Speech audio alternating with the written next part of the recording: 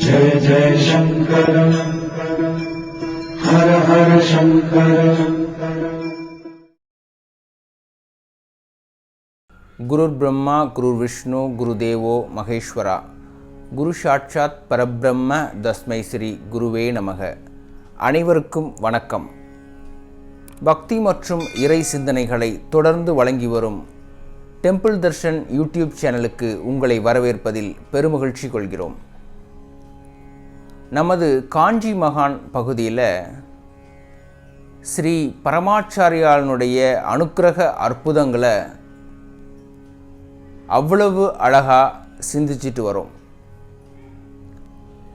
இன்றைய பதிவு இந்த மாதம் செப்டம்பர் மாதம் அப்படிங்கிறதுனாலையும் 1916 வருடம் செப்டம்பர் 16 இந்தியாவின் இசைக்குயில் MS சுப்புலட்சுமி அவர்கள் தோன்றினார்.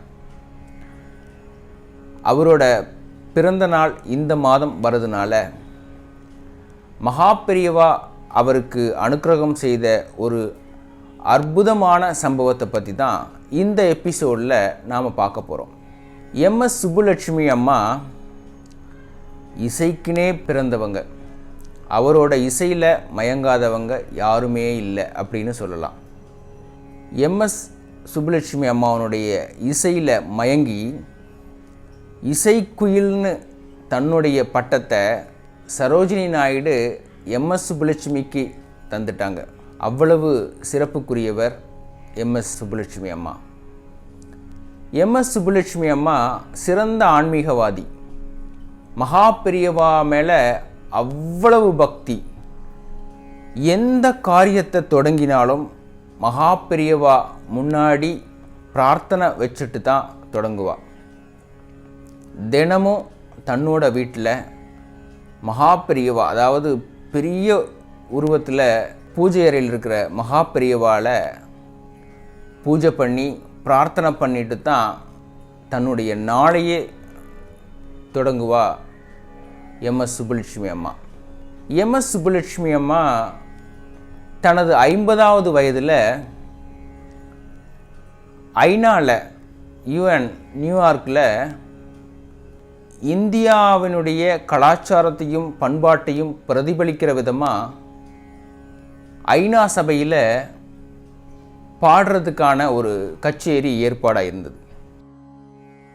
அதுக்கான அழைப்பு அவருக்கு வந்தவுடனே MS சுப்புலட்சுமி அம்மாவும் சதாசிவம் அவர்களும் நேராக காஞ்சி மடத்துக்கு வந்து மகாபெரியவாள்கிட்ட ஆசீர்வாதம் வாங்கினாங்க. அதோட உலக மக்களுக்காக இந்திய கலாச்சாரத்தை பிரதிபலிக்கிற மாதிரி ஐநா சபையில் தாம் பாட போகிறதுக்கு மகாபெரியவா பாடல் ஏதாவது தரணும் அப்படின்னு வேண்டி கேட்டுக்கிட்டாங்க. மகாபெரியவா சாதாரண ஒரு பாடல் எழுதி தந்துருவாளா? பிரகதாரண்யக உபனிஷத்திலிருந்து 3 வார்த்தைகள் அழகாக எடுத்து அதில் உபயோகித்திருப்பார். தம்யதா தத்தா தயாத்வம் அப்படிங்கிற 3 வார்த்தை. அதாவது கட்டுப்பாடு, தர்மம், இரக்கத்துடன் கூடிய கருணை, இதை மையப்படுத்தின ஒரு பாடல். 8 வரியில் இருக்கும். உலக அமைதிக்காக எல்லோரும் நட்பாருங்க, போர் வேண்டாம், எல்லோருக்கும் அன்பு காட்டுங்க, கட்டுப்பாடாக இருக்குங்க, ஒழுக்கமாக இருங்க, அன்பை பகிர்ந்துக்குங்க, தர்மம் செய்யுங்க, எல்லா உயிர்களிடத்தும் கருணை காட்டுங்க அப்படிங்கிறது தான் அந்த பாடலினுடைய பொருள். அந்த பாடலை மகாபெரியவா MS சுப்புலட்சுமி அவர்கள் பாடுறதுக்காக எழுதி தந்தார். மகாபெரியவா இப்படி ஒரு காரியத்தை எந்த பாடகருக்குமே பண்ணது கிடையாது. MS சுப்புலட்சுமி அம்மாவுடைய பக்திக்காக அதை மகாபெரியவா சம்ஸ்கிருதத்தில் எழுதி தந்தார். 1966 வருடம் அக்டோபர் மாதம் 21 நாள் அங்கே ஐநா சபையில் MS சுப்புலட்சுமி அவர்களுடைய கச்சேரி அரங்கேறிச்சு. அந்த டைமில், அதாவது கச்சேரி ஆரம்பிப்பதற்கு முந்தின நாள் இரவு எம்எஸ் சுப்புலட்சுமி அவர்களுக்கு தொண்டை சரியில்லை.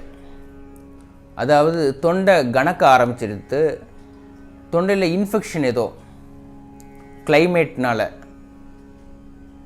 அடுத்த நாள் இவ்வளவு பெரிய அரங்கில் நம்மளால் பாட முடியுமா அப்படிங்கிறதுல ரொம்ப சந்தேகம் வந்துடுது எம்எஸ் சுப்புலட்சுமி அம்மாவுக்கு. கண்ணீர் விட்டு அலறார். அடுத்த நாள் எழுந்து பார்த்தா அப்பவும் அதே தொண்டை கரகரப்பு. மகாபிரிவாவை தியானம் பண்ணிக்கிறா. இன்றைக்கி நான் பாடினேன்னா உங்களுடைய அருளால் மட்டும்தான். உங்கள்கிட்ட ஆசீர்வாதம் வாங்கிட்டு வந்து இந்த கச்சேரியில் பாட போகிறேன். இதில் நல்லா பாடுறதுக்கு நீங்கள் தான் அனுக்கிரகம் பண்ணணும்னு மகாபிரிவாவை காலங்காத்தால் பிரார்த்தனை பண்ணிக்கிட்டாங்க. கச்சேரிக்கு போனாங்க. அப்போவும் அந்த தொண்டை கரகரப்பு சரியாகலை. கச்சேரி ஆரம்பமாகிறது. தம்பூரா மீட்டுறாங்க. அந்த தம்பூரா மீட்டலில் ஒரு ஸ்ருதி வரும் இல்லையா, அப்படின்னு. அந்த இடத்துல மகாபிரிவாவை நினச்சிண்டு ஓம் அப்படின்னு ஆரம்பிக்கிறாங்க எம்எஸ் சுப்புலட்சுமி அம்மா. அந்த குரலில் அந்த தொண்டை கரகரப்பு, அந்த கணம் எதுவுமே இல்லாமல் அவ்வளவு இனிமையான குரல் வெளியே வருது. எம்எஸ் சுப்புலட்சுமி அம்மாவுக்கு சந்தோஷம். அப்படியே அவ்வளவு அழகாக தான் இந்த கச்சேரிக்காக தொகுத்து எடுத்துகிட்டு வந்த அந்த பாடல்களை பாடுறாங்க. அதில் ரொம்ப முத்தாய்ப்பாக மகாபிரியவா காஞ்சி பரமாச்சாரியால் எழுதி கொடுத்த மைத்ரீம் பஜத பாடலையும் பாடுறாங்க. இந்த பாடலுக்கு இசையமைத்தவர் வசந்த் தேஜாய் அப்படிங்கிற ஹிந்தி பிரபல இசையமைப்பாளர். அவர் நிறைய ஆன்மீக பாடல்களுக்கும் திரைப்பட பாடல்களுக்கும் இசையமைத்திருக்கார். அவர் இந்த பாடலுக்காக தனக்கு கிடைத்த சன்மானம் 501 ரூபாய் செக்கை மகாபிரியவா பாடலுக்காக வாங்கினது அப்படிங்கிறதுக்காக அதை பேங்க்கில் போடாமல் அதை ஃப்ரேம் பண்ணி தன் வீட்டு பூஜை அறையில் வச்சுக்கிட்டார். அவ்வளவு பிரசித்தம் பெற்ற ஒரு பாடல் தான் மைத்ரீம் பஜத. அதை அங்கே எம்எஸ் சுப்புலட்சுமி அம்மா பாடின உடனே அரங்கமே அப்படியே உணர்ச்சி பெருக்கில் எழுந்து கைதட்டினாங்க.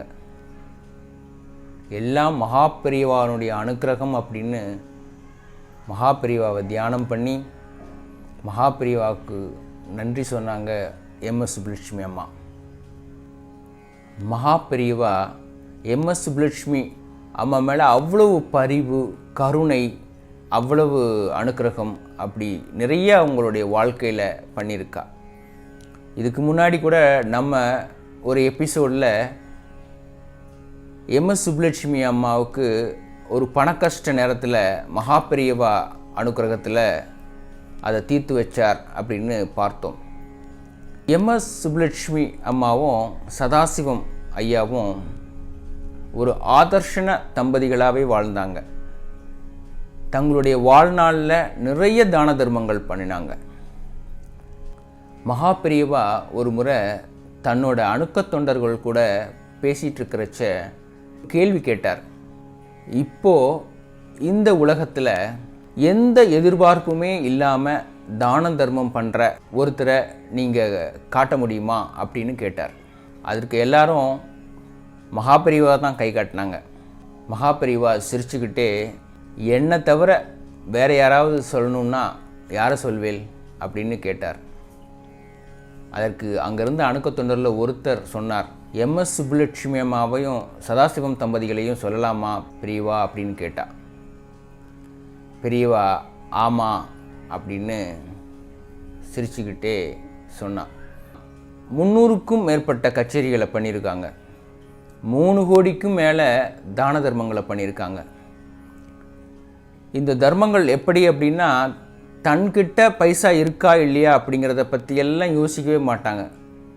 இதற்கான தானம் அப்படின்னா எந்த பிரதிபலனும் எதிர்பார்க்காம கொடுத்துடுறது. இந்திய விடுதலை போராட்டத்துக்காக காந்திஜி நிதி கேட்டப்ப தன்னோட கச்சேரி மூலமாக நிதி திரட்டி தந்தாங்க. அதே மாதிரி இந்தியா பாகிஸ்தான் போர் சுதந்திரத்துக்கு அப்புறம் நடந்துட்டு இருந்த சமயத்தில் நிதி திரட்டிகிட்டு இருந்தாங்க. அப்போது தன்னுடைய தங்க வளையல்களை கலட்டி அந்த நிதிக்காக கொடுத்தாங்க. தன்னுடைய கணவருடைய பத்திரிகை தொழில் சரிந்தப்ப ரொம்ப பண கஷ்டத்தில் இருந்தப்போ கூட நிறைய உதவிகளை செஞ்சுருக்காங்க.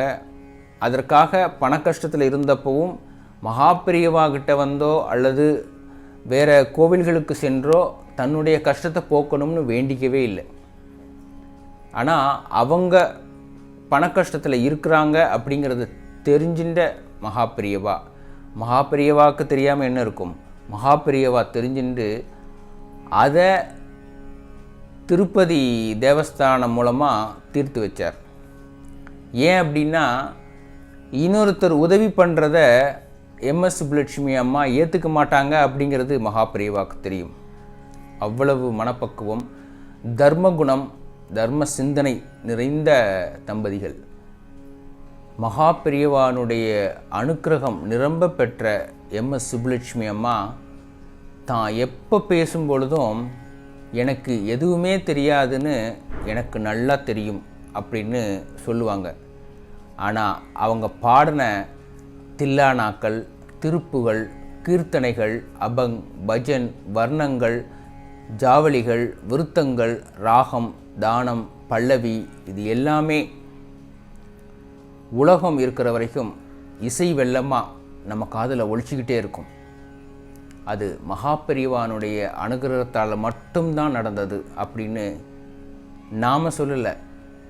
எம்எஸ் சுப்புலட்சுமி அம்மாவே தன்னோட ஒவ்வொரு இன்டர்வியூலேயும் ஒவ்வொரு நேர்காணல்லையும் மகாபெரியவா அருள்தான் என்னை இந்த அளவுக்கு கொண்டு வந்து சேர்த்தது அப்படின்னு சொல்லிட்டு அவங்க நிறைய முறை சொல்லியிருக்காங்க. மகாபெரியவா தன்னோட பக்தர்களுக்கு அவங்க வளர்ச்சிக்கு, அவங்களுடைய வாழ்க்கைக்கு, அவங்களுடைய செல்வத்துக்கு, அவங்களுடைய சந்தோஷத்துக்காக அனுக்கிரகங்களை அள்ளி தருவார். நீங்களும் மகாபெரிவாவை தீர்மானமாக நினச்சுண்டு ஆத்மார்த்தமாக வழிபட்டேல்னா நீங்கள் கேட்குற அத்தனையும் அந்த நடமாடும் தெய்வம் அனுக்கிரகிப்பார். இன்னைக்கு நம்ம எபிசோடில் மகாபெரிவானுடைய அனுக்கிரகம் அவ்வளவு பெற்ற எம்எஸ் சுப்புலட்சுமி அம்மாவுடைய அனுக்கிரக சம்பவத்தை பார்த்தோம். இது மாதிரி நிறைய பிரபலங்களின் அனுக்கிரக அற்புதங்களை நீங்கள் தெரிஞ்சுக்கணும்னு ஆசைப்பட்டால் கீழே டிஸ்கிரிப்ஷன் பாக்ஸில் இருக்கிற லிங்கை கிளிக் பண்ணி தெரிஞ்சுக்கலாம்.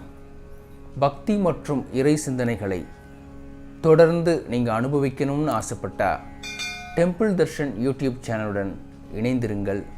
நன்றி, வணக்கம்.